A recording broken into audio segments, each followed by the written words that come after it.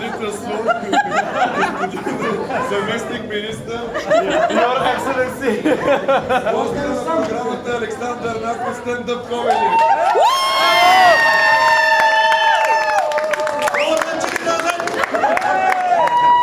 Забавлявате ли се? Сега, подготвил съм за вас една много интересна история. Моля с аплодисменти да ръкопляскат от вас всички, които някога през живота си са пазарували в Lidl. По принуда.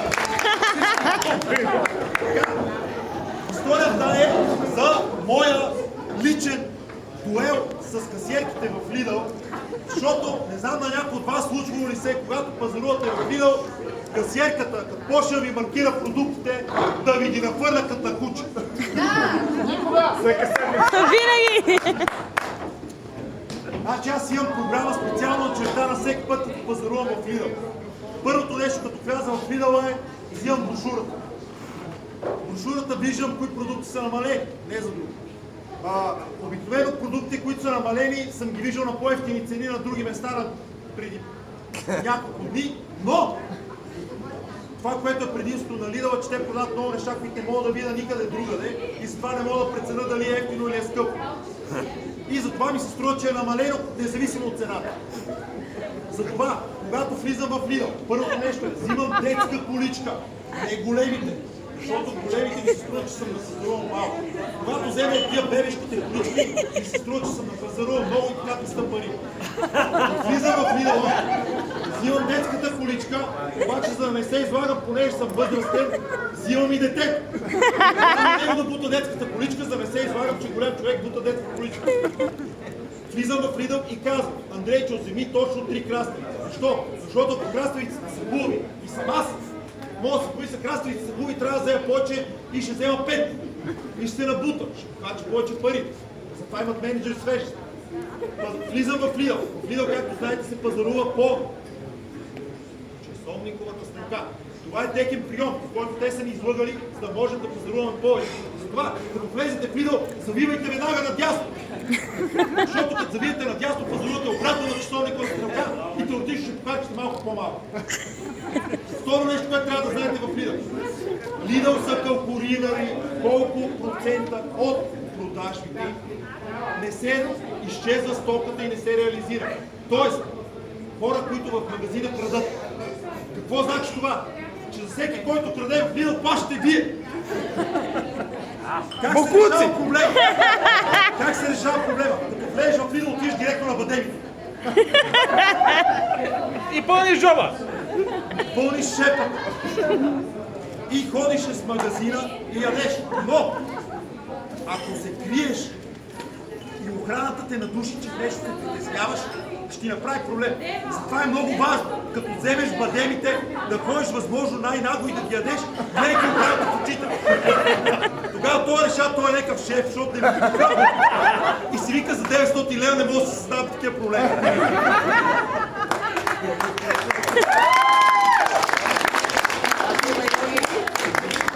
Влизаш в Lidl, влизаш веднага в дясно, минаш покрай касите, минаш покрай водите, завърташ наобратно на замразените пилешки тарелки, взимаш винаги от тия с червения етикет. Значи тия срокове те си ги слагат как си искат. Винаги взимайте от по-евтините, няма сбърка. Така. Пазаруваш каквото пазаруваш. Стигаш до каса. Никога на касата за самообслужване. Никога. Защо? Защото ще изпуснете гвоздя на програмата, а именно дуела с касиерката. Вие не знаете, обаче аз знам, че касиерката в Lidl има KPI, а именно да обслужва клиентите по секунда на Продукт. Не обекта, как се казва? Продукт. Тоест, когато отидеш на касата, тя ще ти намаркира нещата, ще ги нахвърля като на куче. Имаше едно време една игра, като бехме малки с нупа, да ни не бъдат яйца и да ги събират. Е така, по същия начин и на касата в Lidl. Она маркира, те летат яйца, зайчуци, продукти, кашкавали, сирена, оканковите пръчици ги къса една по една. И чуш какво правиш, като Боби Михайлов на дуспите с Мексико. Чуш какво да правиш? Няма как. Затова аз имам стратегия. Продукти, които се мерят отделно, чекпоинти на почивки. Тоест, защото на нея е много лесно да маркира кашкавал, сирене, такова, обаче като дойде на ябълките, трябва да ги намери. И имаш 2 секунди да глътнеш въздух, да мога да преседеш. Затова режеш кашкавал, сирене, луканко и пръчки. Ябълки. Слагаш киселите млека, такова. Краставицина. Редиш след това другите хляб, нали, така. Земелчета, турбичка, завързани, затворени, да ги отвори, да ги гледа едно по едно, се чуи какво маркира, да мога да побереш останалите неща. Обикновено се нареждаш на касата в Lidl. Заставаш 5 човек. Седиш, чакаш и в един момент чувате вълшебния звук. Уважаеми клиенти, отваря каса 4. Какво значи това? Както е казано в Библията, последните ще станат първи. От каса 4, 2 крачки страни, една напред и вече си първи. Обаче, много е важно да се огледаш преди да го направиш. Защото мога да направиш така, да отидеш, ако не си се огледал, оня може да е още в другия Lidl в равно поле. И си седиш на каса 4, те отварят, ама не знаеш кога.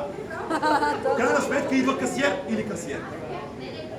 Проблема на тия на новите каси е, че те са още свежи. Тоест те чака много тежък матч. Защо? Защото аз ще маркира поне с 15% по-бързо. А няма важно да не загубим битка. Взимаш си турбичка отдолу. Взимаш втора, преценяш контрол на продукт. Наредил си ги на лентата, както ви казвам. Артикули, които се маркират, артикули, които се мерят, артикули, които се разпознават. Разпределени. Поглеждаш се с касиерката в очите, задържаш погледа, за да разбере, че предстои дуел. Защото ако не знае, че ще се биете, това не е дуел, това е лов. За животните е така. Спорт е, когато и двамата участници знаят, че играят. Иначе е лов. Какво става? Касиерката те поглежда, ти я гледаш, тя те гледа, ти я гледаш, тя те гледа. Разбира, че ти си сериозен. Нямаш намерение да ти ги нахвърлят и да те чака. Отваряш торбата и чакаш. И се почва. Бик. Почваш, събираш, ловиш, хвърляш се, пош, там едно изпада, долу хващаш, прибираш. Обаче идват земелите. И тя с недоволство те гледа на кръв, така отваря торбата, бори, защото мога да я пребеш. Пита колко са. Ти кажеш 5. Ти кажеш 5, ама тя пак брои. За какво те пита? Печели време. Брои земелите, през това не успяваш да прибереш, защото тя напредва. Почва пак да ти ги фърлят, ти пак не можеш да ги хванеш. Идват ябълките. Сега тя се чуди. Златни ли са? Точно какви са? Пита колежката закона от среща. И аз, пита колежката. Почваш да прибираш кашкавалите и това. Всичко. Намаркира ги, нахвърля ги. Последния бос. Винаги накрая оставам една турбичка с вътре съм пахал донати, прецели. Какво се сетиш? Тя вика, ама трябваше отделна. Трябваше. Другия път. И естествено празна водичка и нахапан земел от детето. То толкова нахапан, останал, тя вика, ма с усам ли беше? Викам, питай детето! Пита детето, Андрейчо винаги отговаря по-евтино.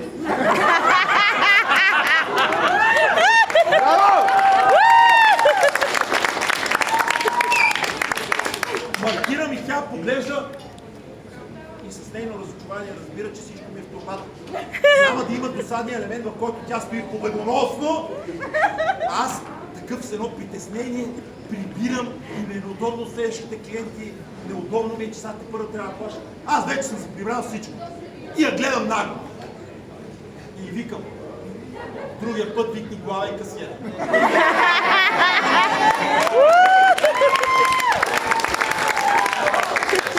Сега има най-лошия момент.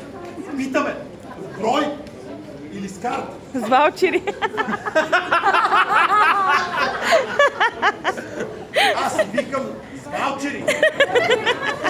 Обаче, Електронни. Беше ме издразнила и викам с ваучери, ама ми фани 20 лева из карта и останалото кеш.